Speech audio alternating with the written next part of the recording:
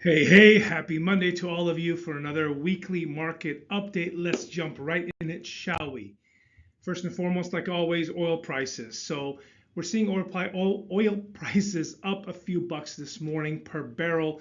Iran and Israel were shooting rockets and missiles at each other once again. I think yesterday, apparently there's some word that they're going to quiet it down now. But look, this market hates all of this because whether or not inflation's up, prices are up. As long as it's steady, the market will figure itself out. But right now, it's just this knee-jerk reaction back and forth, back and forth.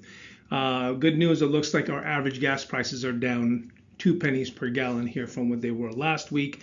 You'll notice here that this was 93 bucks on Monday and it's 91 now, so it went down, but it didn't because during the week after Monday, prices went down to the mid 80s again, and now they're back up here. So we're just going to have to kind of sit there and watch this, and hopefully it will come to an end. I sound like a broken record, I know.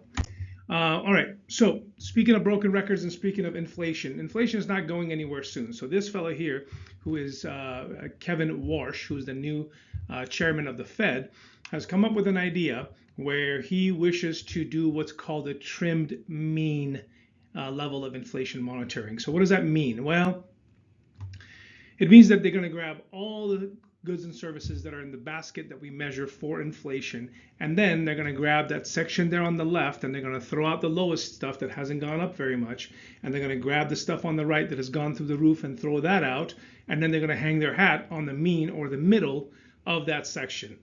So kind of an asinine idea, because this is no different than if you had a thermostat in your house and you didn't like how it was reading. You went from Celsius to Fahrenheit, and now everything's okay. Well, everything is not okay.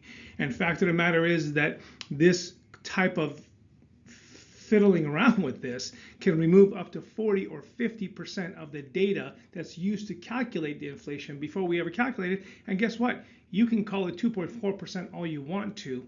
At the grocery store, still feels like what it is that it feels like for us. So I'm hopeful that they won't take this step, but it remains to be seen. All right, so a little tongue-in-cheek here for you. Go on, tell them inflation is only at 2.7%. We know that it's not. We also know this is the BLS Jobs Report. If you follow me on Instagram, you saw my kind of reporting last week on Thursday and Friday where they were just releasing just bogus data. Here's another one. May jobs went up 172,000 new jobs, and we're expecting 85,000. Meanwhile, all of us are seeing folks that are getting laid off, hearing about it, reading the Challenger job cuts from last week that said there was layoffs coming, and now we're seeing this. So the only thing that I can think of is maybe March and April will be revised higher as well by 93,000, because the country's getting ready for World Cup. That's coming up here starting Thursday. But this would all have to show up in hospitality, and it's all over the board. So I don't know if I can trust these numbers, honestly. Numbers you can trust: the power of the portfolio here at First Security Bank.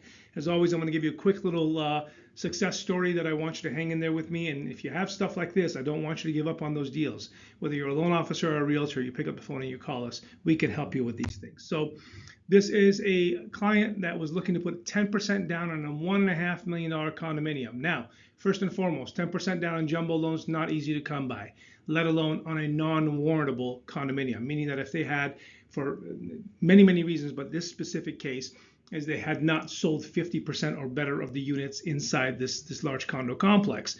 So they were unable to get this thing financed through several different banks. They approached one of our expert loan officers, who sat down, put it together, a beautiful package, sent it off to our internal condo department that underwrote the condominium as collateral, got it approved. We were able to put these folks into one of our portfolio 5-year ARMs with a beautiful starting rate. But here's the best part. These folks had negotiated $55,000 from the seller. So we bought all their closing costs down to zero. We got all their prepaid tax and insurance down to zero.